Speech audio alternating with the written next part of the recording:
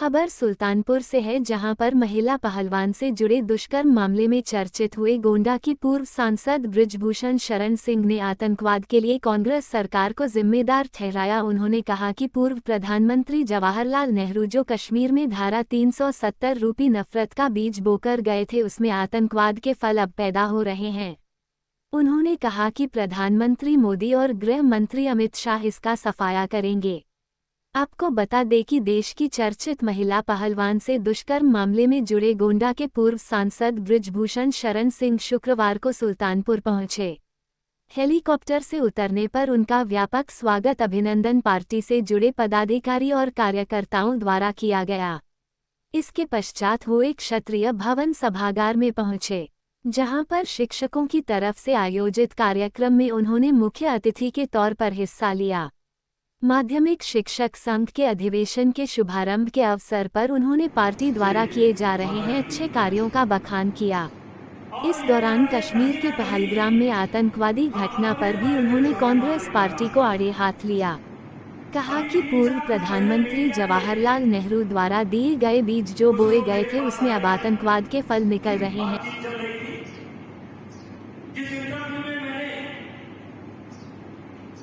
एक नए शिक्षक जो हमारे आए हैं, इनकी मैंने तारीफ की है। उसी क्रम में उन्होंने मुझसे सवाल किया कि बेरोजगारी पर आप क्या विचार रखते हैं। हमने कहा बेरोजगारी वैसे बहुत बड़ा विषय है, बहुत बड़ा विषय है, और ये पूरे देश का सवाल है। लेकिन मैंने उनसे कहा कि अगर हमें केवल हमारे दूध का दाम मिल जाए, हम गांव वालों को केवल हमारे दूध का दाम मिल जाए, तो 50% बेरोजगारी उसी दूर हो जाएगी।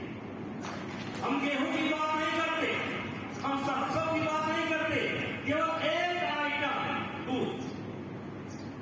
हमारे मंच पर कई लोग ऐसे हैं, सामने भी कई लोग ऐसे हैं जिनके घर में गाय है या जिनके घर में भैंस है।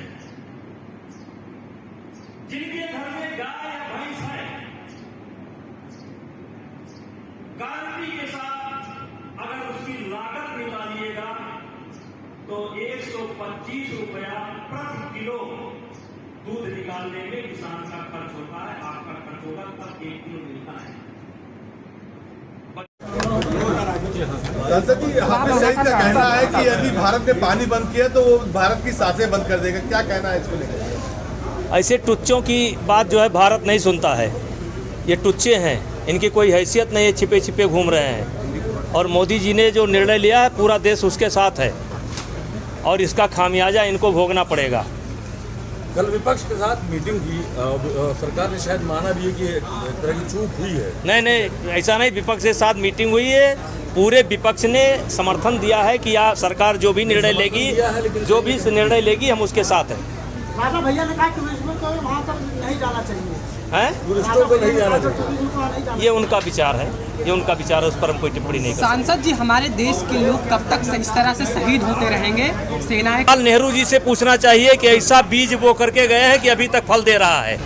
ये सवाल की जिम्मेदारी बीजेपी की नहीं है, ये सवाल की जिम्मेदारी नेहरू जी की है। ऐसा बीज बो करके दे रहे हैं और धारा 370 भारतीय जनता पार्टी ने समाप्त किया, और ये बचे खुचे आतंकवादी जो अंतिम सांस ले रहे हैं, इनका सफाया भी भारतीय जनता पार्टी के प्रधानमंत्री नरेंद्र मोदी और अमित शाह के ही हाथों होगा। क्या लगता है पाकिस्तान में बड़ा